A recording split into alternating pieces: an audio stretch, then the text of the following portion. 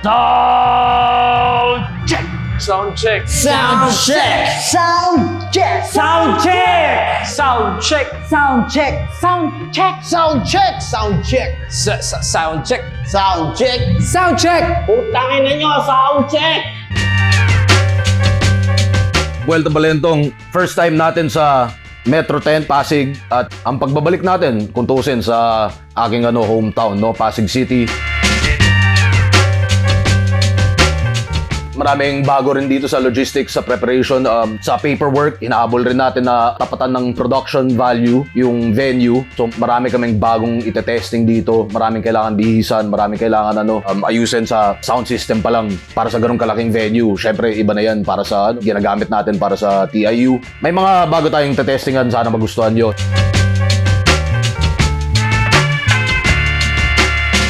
Ayun, mula sa pangalan Buwelta Balentong, ayun, kumbaga yun yung paliwanag dun eh. Pag sinabing Buwelta Balentong, talagang wild. Mga sobrang lalakas na battle bago magkaroon ng year-ender na event. Nakakita tayo ng mini ahon tuwing buwelta. Before mag-ahon, before yung pinakamalakas, isa pang napakalakas, yung Buwelta Balentong.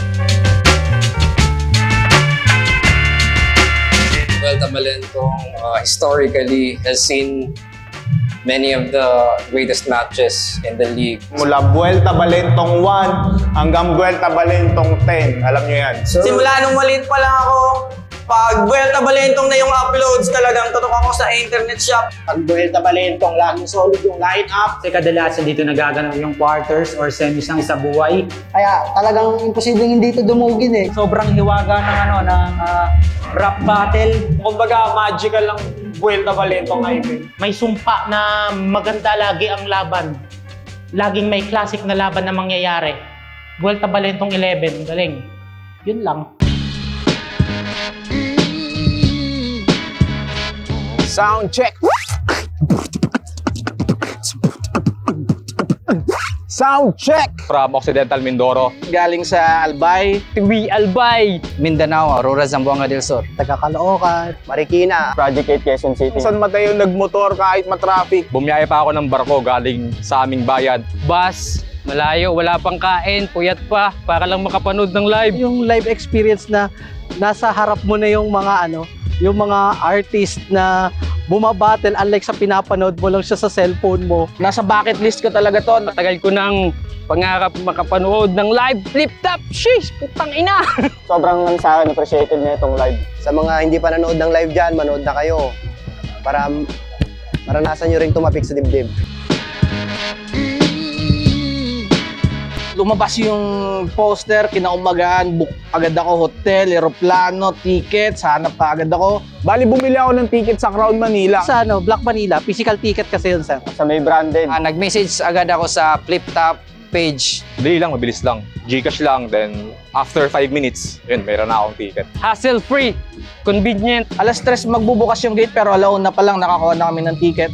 So yun, very convenient siya and napaka-smooth.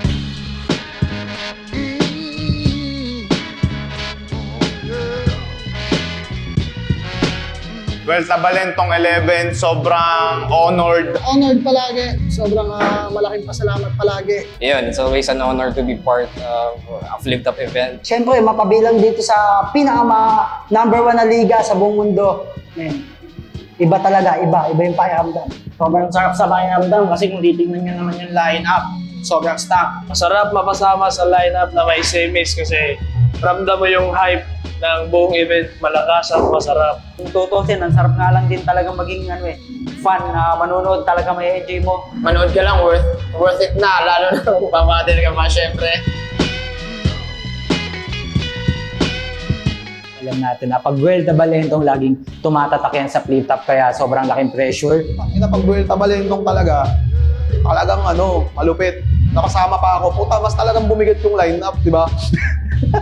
Napakalaking karangalan na masali sa Buwelta 11 at mabigyan pa rin ng pagkakataon. Grabe yung pakiramdam lagi. Ilang beses na rin ako nakasalang sa Buwelta Balentong. Laban namin ni Balakid, laban namin ni Husky at ngayon ni Sinyo. Putsang ina.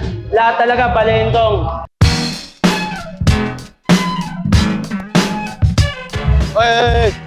Oy, labas ka. Bawal ka dito. Ikaw, dito ka. Apa, ang pambahay boss, kapag mamaya depende sa dami ng tao na dito sa VIP, kung sakali, baka iusog natin to para lang mas kumasya pa sila lalo. Kamusta yung pila natin sa labas? Para sa akin sa semi, syempre andyan na si GL. Vitroom EJ. GL versus Slack 1. Slack 1. Slack 1. GL ako talaga. Pero pag nanalo si EJ, baka mag-Slack 1 ako. Kasi Slack 1, iba rin ngayon talaga. Iba yung Slack 1 ngayong taon.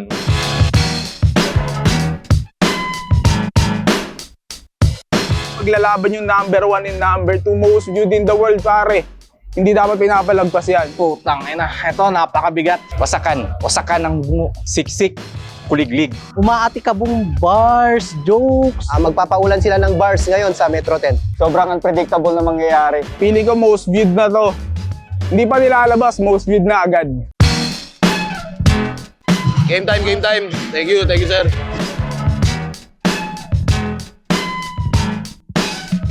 Sa music, rinig naman. Tapos tingin ko yung intro.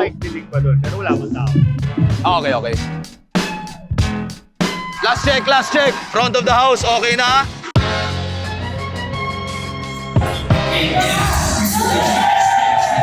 One, two, three, gates open. Game na tayo.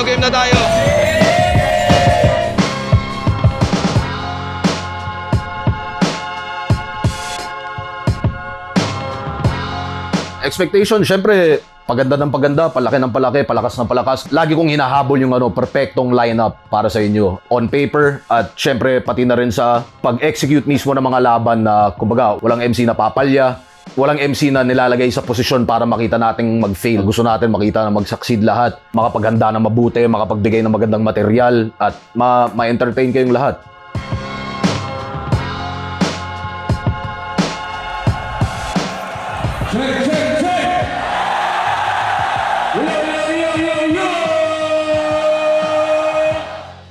Ano bang i-expect mo sa Vuelta Balentong? Kung wasakan, nakita nyo naman gano'ng karaming tao. Malakas, kaya pa nga, di pa nagsisimula. Ramdam mo lang malakas eh. Wild.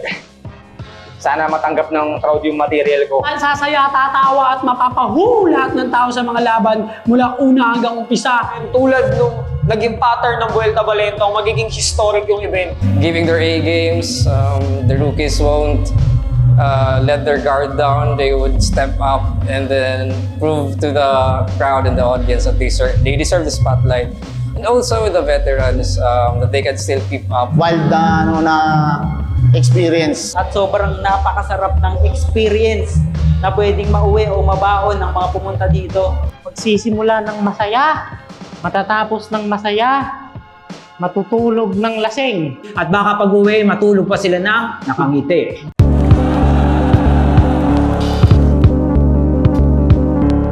Don Rafael versus Kilan, parehong well-rounded at kumbaga, na kahit na well-rounded sila, tumatatak pa rin yung material nila, no? At tingin ko, tong dalawang to, handa sila makapagbigay ng magandang performance para sa inyo. Material-wise, ang tanong na lang is kung ano yung adjustment nila pagdating sa big stage. Sana makapag-adjust sila ng mabuti at mapakita nila kung bakit sila deserving sa lineup na to at deserving ng susunod na laban pa sa flip top.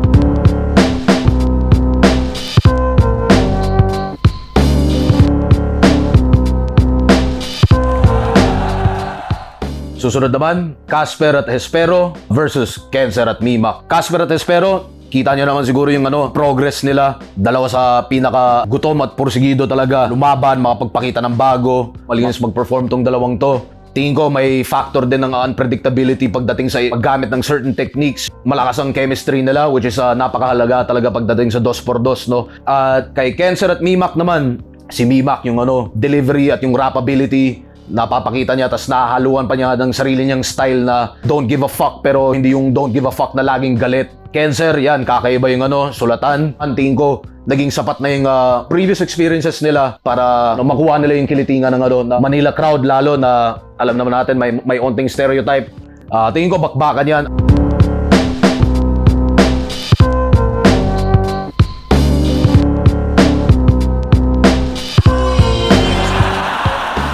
Next, Manda Baliw versus Katana. parehong may comedic skill, pareho rin may technical ability, unpredictable yung styles. In a sense, well-rounded pa rin silang dalawa. So, hindi siya masasabing style clash. Magiging style clash na lang siya sa pili ng strategy ng bawat isa. Gusto kong isipin is overall fun battle. Makakita tayo ng next level evolution nilang pareho. Sana sabog yung venue, sabog yung mga tiyan nyo sa kakatawa, at busog yung mga diwa nating lahat sa kung ano man ihahanda nila, mapakomedya man o technical. Sana maging enjoyable talaga.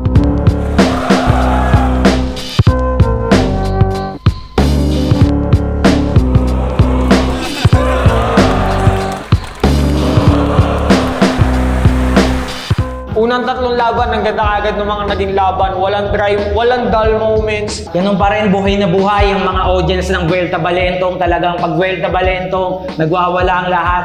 Sobrang dami ng tao, sobrang nag-enjoy sila. Napakasarap ng crowd ngayon. Ayan. Kung simula pa lang tatlong laban, ganito na yung feeling. What more pa mamaya, di ba? So kami, manonood na uli kami ng mga battle para ma-enjoy palalo yung event. Kasi nakaraos na kami, nakatapos na kami bumattle. Kaya mag-enjoy na lang kami. Iinom ng flip-top beer. Titikman yung flip-top beer, man. May tatlong flavors doon, syempre titikman ko yung lahat.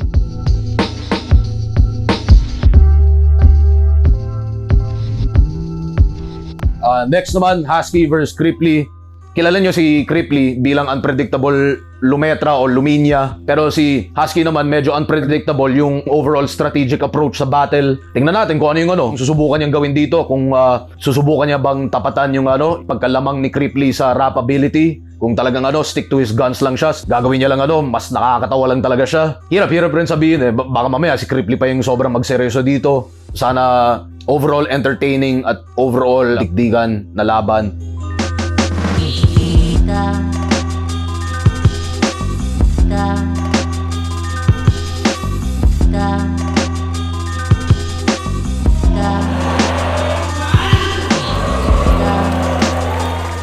Next, M-Site versus Zendluke. Kay Zendluke, parang lagi nga siyang may bagong pinapakita in terms of yung rhyming niya, napaka-tindi na rap ability. Si M-Site yan, si Terminator, galing ng pinapakita niya kada battle, kada improvement, anumang style yung kaya niyang sabayan at patunayan na kaya niya rin maging epektibo. Dalawa rin sila sa pinaka-prolific din lumaban, si M-Site, Zendluke. Ganoon na nga yung estado ng pareho nilang pangalan, pero for some reason, baka yun, maging sleeper battle of the event pa rin to.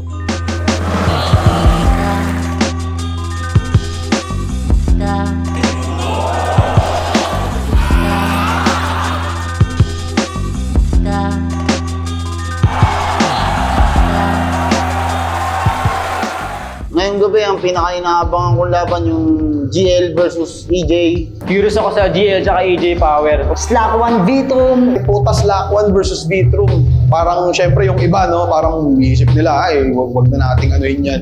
Pero putang ina, napakasalbahe ng dalawa. Excited din ako sa kalalabasan ng dalawang semis. Ang semis ko para sa akin sa Slack 1 versus GL. Sige ako, EJ Power versus Vito. Slack 1 versus EJ Power. GL, bias kami!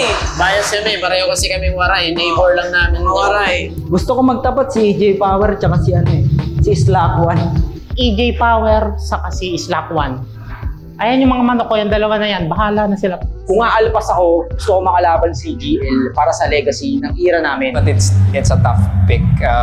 Vitrum's just a different monster on stage. Tansya ko ang mananalo sa dalawang semis at ang magcha-champion. So tingin ko wala talaga Hindi ko rin alam 50-50. Kahit sino mag-champion sa kanila, para sa akin, deserve nila yun.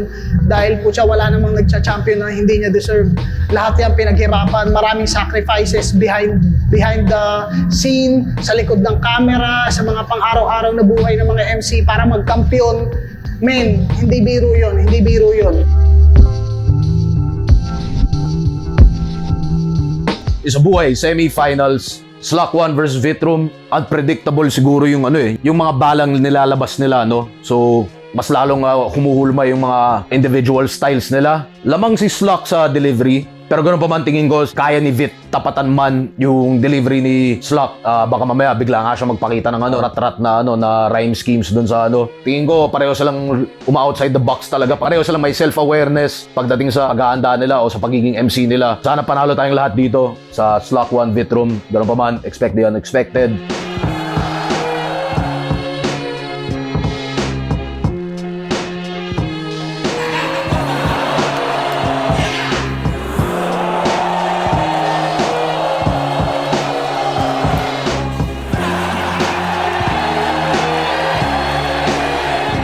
GL versus EJ Powerman. Dalawang halimaw. Laging may bago si GL, lagi rin may bago si EJ. Pareho rin may strengths. Pero kung ano man yung hindi strengths nila, kayang-kaya rin nilang ipakita. Kala nyo hindi ako technical, boom, technical. Kala nyo hindi ako nakakatawa, boom, ganito.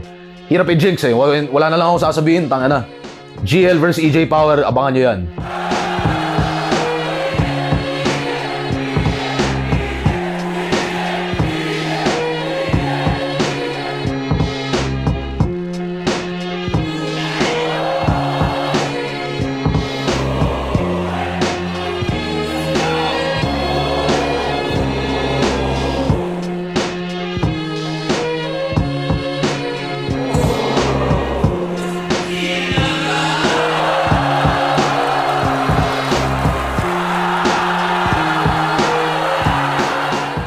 Sinyo versus Shernan. Pagdating sa skill sets ni Sinyo at ni Shernan, may skill yung yung simpleng bagay na gagawa mong komplikado at napapakita mo yung creativity at art neto sa pagiging komplikado niya. At yung kabila naman nun, yung komplikadong bagay na gagawin mong simple, pero ganoon pa rin kaganda yung yung level of creativity para ma-appreciate mo yung simplicity ng isang bagay. Si Sinyo medyo ganun eh. Marami siyang ang daming intangibles na pumapasok na hindi rin siya chamba, no? At ganun din kay Shernan, no? Intention yun eh. Choice yan. Ibig sabihin, may pumapasok na thought process talaga dyan. Tingnan natin kung anong klaseng Sinyo at Shernan lalabas dito. Pugot ulo na Sinyo at Shernan. Wasak tiyan na Sinyo at Shernan. Hindi sila magpapaagaw ng pwesto nila sa lineup na to at sa pwesto nila sa liga mismo, no?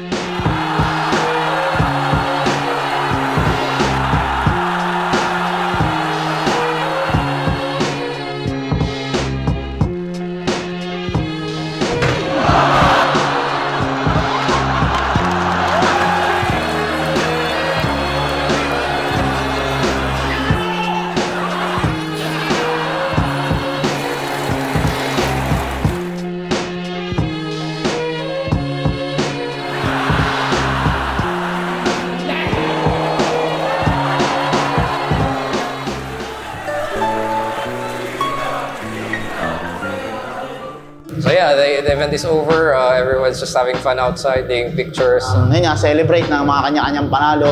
Mamaya lalabas ako doon para makipag-interact sa mga fans. Putang ina, masaya ako na 100% Sinyo, 100% Shernan yung lumabas. At grabe. Jump pack talaga yung yung Vuelta Balentong 11. Laging balentong talaga. Ano pa kaya yung ibibigay ng flip top sa ahon kung yun, alam mo yun, Vuelta Balentong pa lang, ganito na yung crowd.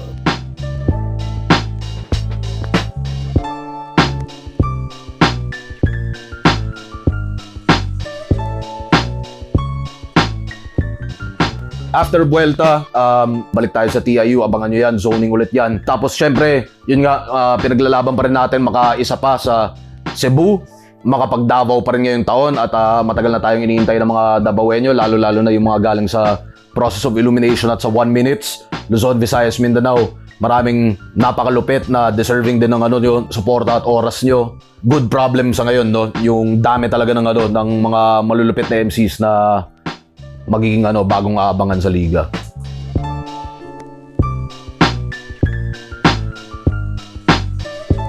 Maraming salamat syempre palagi sa mga taga-subaybay ng Flip Top. Kayo ang dahilan kung bakit nagpapatuloy pa rin itong liga na to. Tuloy lang sa pagsuporta, sa pag-iipon, para sumuporta sa live at ganoon din naman sa online. Thank you very much for the fans supporting the league. Maraming salamat sa suporta nyo. Laan ng oras, pumunta, nakipagbanggaan sa traffic, sumalo ng mga sobrang hassle na na pila. Sobrang maraming salamat sa inyo. Maraming salamat palagi Flip Top, sa mga fans, kahit sa hindi fans. At mga putang ina nyo, huwag nyo bibiritahin. Sa liga naman, putang ina, tuloy-tuloy lang. Gagi, palupit na ng palupit. Bumabalik na ng bumabalik yung mga hindi pa bumabalik, di ba? Tapos ang dami pa mga bagong saltang may kanya-kanyang estilo, kanya-kanyang tira, kanya-kanyang gagi. Ang saya, putang ina. Masaya ako, ganito lang mukha ako, pero masaya to. Kay Sir Arik, salamat sa pagbibigay ng chance sa aming mga bago. Dati nanonood lang ako dito, audience lang. Hindi ako makapaniwala. Ngayon, ako na yung bumabattle at pinapanood ng mga tao. Maraming salamat sa pagbigay ng mga bago. Tuloy-tuloy na mag-improve ng mga kaganapan. Pabuhay pa ng mahaba si Sir Arik para marami pa siyang mahukay na bagong battle MC. Mas nakakatakot yung yung bagong battle MC ngayon eh. So, isa rin din kayo sa naging inspirasyon ko na dapat galingan ko. Flip Top, maraming salamat. Hanggat kaya ko, babattle ako. Ayun, maraming salamat sa mga kapwa MCs natin. At mag-ingat kayo palagi. Masaya ako sa bawat tagumpay nyo sa buhay, sa loob at sa labas. Puro pasasalamat lang. At yun ang Vuelta Balentong 11. Salamat ulit, syempre, sa suportan yung lahat. Salamat sa mga naniniwala mula 2010 pa hanggang ngayon. Salamat din, syempre, mga first-timers na pipiliin nilang unang beses makasaksi ng maka-experience ng Flip Top. At sa mga hindi naniniwala, sa mga buwabati ko, so kung ano man, wala Flip Top. Ayan na yun Kaya, yun.